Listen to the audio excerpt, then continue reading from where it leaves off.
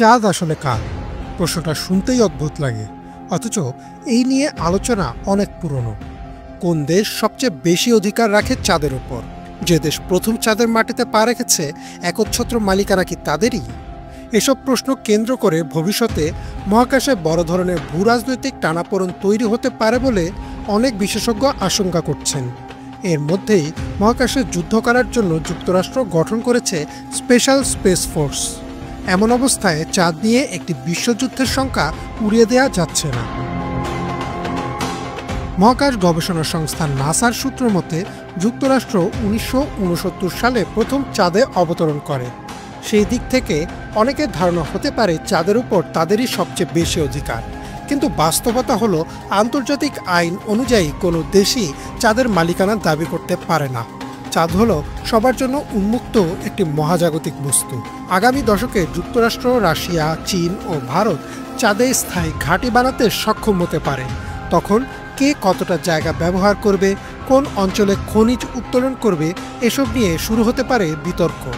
বিশেষ করে চীনের মহাকাশ কর্মসূচি দ্রুত এগিয়ে যাচ্ছে এবং তারা ইতোমধ্যেই চাঁদের অন্ধকার অংশে বা অদেখা পৃষ্ঠে অবতরণ করেছে। অন্যদিকে রাশিয়া সোভিয়েত আমল থেকেই মহাকাশের শক্তিশালী হিসেবে প্রতিষ্ঠিত।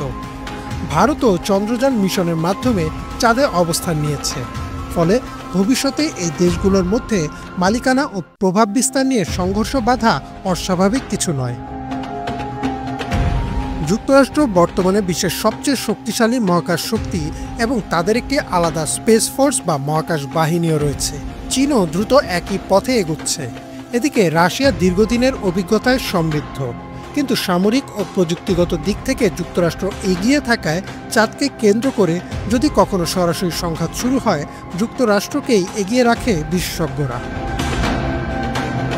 ভবিষ্যতে যদি চাঁদে পানি, খনিজ বা জ্বালানি গুরুত্বপূর্ণ ভাণ্ডার আবিষ্কৃত হয়, তবে সেটিকে কেন্দ্র করে যুদ্ধ বাধার সম্ভাবনা উড়িয়ে দেওয়া যায় না।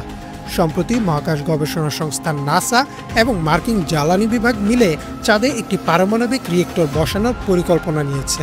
বিবিসির তথ্য মতে এই উদ্যোগ মহাকাশ গবেষণার নতুন দিগন্ত খুললেও ভূ রাজনৈতিক অস্থিরতা বাড়াতে পারে, কারণ চীন ও রাশিয়া ইতোমধ্যেই এটিকে সম্ভাব্য হুমকি হিসেবে দেখছে। এমন সম্ভাব্য সংঘাতের কথা মাথায় রেখে ১৯৬৭ সালে জাতিসংঘের উদ্যোগে গৃহীত হয় আউটার স্পেস ট্রিটি বা মহাকাশ চুক্তি। এই চুক্তি অনুসারে কোনো দেশ চাঁদ বা অন্য কোনো মহাজাগতিক বস্তুর মালিকানা দাবি করতে পারবে না। সেখানে বলা আছে, মহাকাশ ও গ্রহ উপগ্রহ হল মানবজাতির যৌথ সম্পদ। যুক্তরাষ্ট্র, রাশিয়া, চীন সহ এই চুক্তিতে এখন পর্যন্ত ১০০টিরও বেশি দেশ স্বাক্ষর করেছে। তবে চুক্তি ভঙ্গ হলে বা কোনো শক্তিধর দেশ যদি একতরফা পদক্ষেপ নেয়, তখন কি আদৌ আইন প্রয়োগ করা যাবে? এমন প্রশ্ন উঠেছে সাম্প্রতিক সময়ে।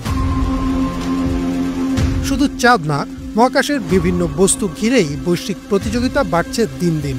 যুক্তরাষ্ট্র, চীন, রাশিয়া ও ভারত সহ অনেক দেশ এখন মহাকাশে আধিপত্য বিস্তারের লড়াইয়ে নেমেছে। তবে চাঁদ আসলে কারো একার নয়, এটি পুরো মানবজাতির। তাই ভবিষ্যতে যদি বড় কোনো সংঘাত ঠেকাতে হয়, তাহলে আন্তর্জাতিক আইন ও আউটার স্পেস ট্রিটি আরও শক্তভাবে প্রয়োগ করতে হবে বলে মনে করছেন বিশ্লেষকরা। অন্যথায় পৃথিবীর যুদ্ধ পৌঁছে যেতে পারে মহাকাশেও। ইমরান মাহমুদ, বাংলা ভিশন।